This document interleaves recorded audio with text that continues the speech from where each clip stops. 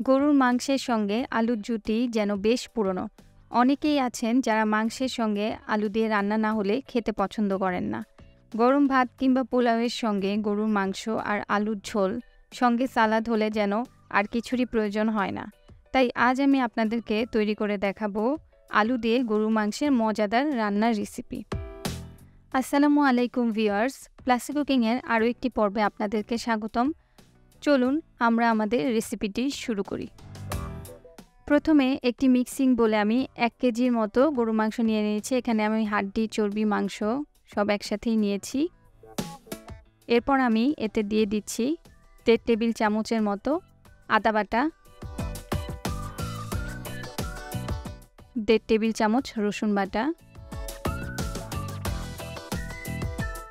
1 table চামচের একটু কম হলুদের গুঁড়া, 1 টেবিল চামচ মরিচের গুঁড়া, ঝালটা আপনারা আপনাদের পছন্দ অনুযায়ী দিবেন, 1.5 টেবিল চামচ জিরার গুঁড়া,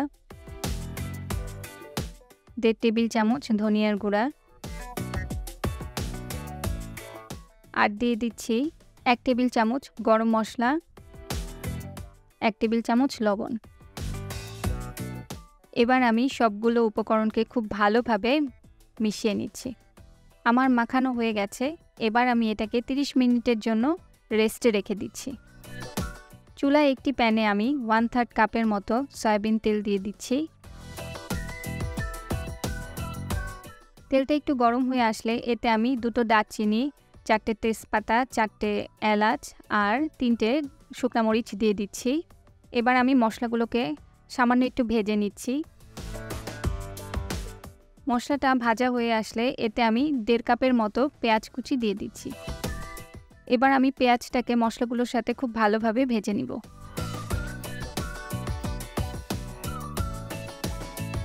পেঁয়াজটা একটু ভাজা ভাজা হয়ে আসলে আমি এতে ম্যারিনেট করা মাংসটা দিয়ে দিচ্ছি।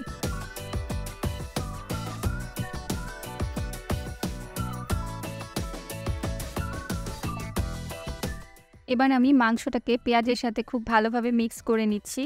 এ পর্যায়ে আমি কোনো পানি অ্যাড করব না, কারণ মাংস থেকেই পানি উঠবে। আমার এটা ভালোভাবে নাড়া হয়ে গেছে। এবার আমি এটাকে ঢাকা দিয়ে একদম মৃদু আঁচে কিছু সময় কষিয়ে নিব। দেখুন মাংস থেকে কতটা পানি উঠেছে, এবং এই পানির মধ্যেই মাংসটাকে আমি খুব ভালোভাবে কিছু সময়ের জন্য কষিয়ে নিচ্ছি।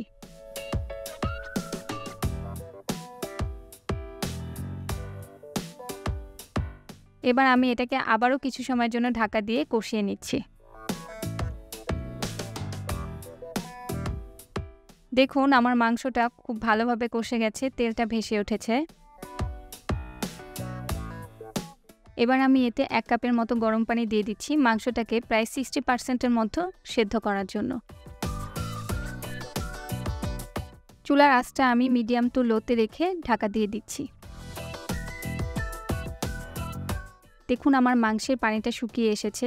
মাঝে একবার টেস্ট করে দেখেছিলাম, আমার মাংসটাও প্রায় 60%-এর মতো সেদ্ধ হয়ে গেছে। এ পর্যায়ে আমি 2টা বড় সাইজের আলু কেটে দিয়ে দিচ্ছি। মাংসের সাথে আলুটাকে আমি খুব ভালোভাবে মিশিয়ে নিচ্ছি। আপনারা নতুন আলু যদি রান্না করেন সেক্ষেত্রে মাংসটা 70%-এর মতো কুক করে তারপরে আলুটা দিবেন।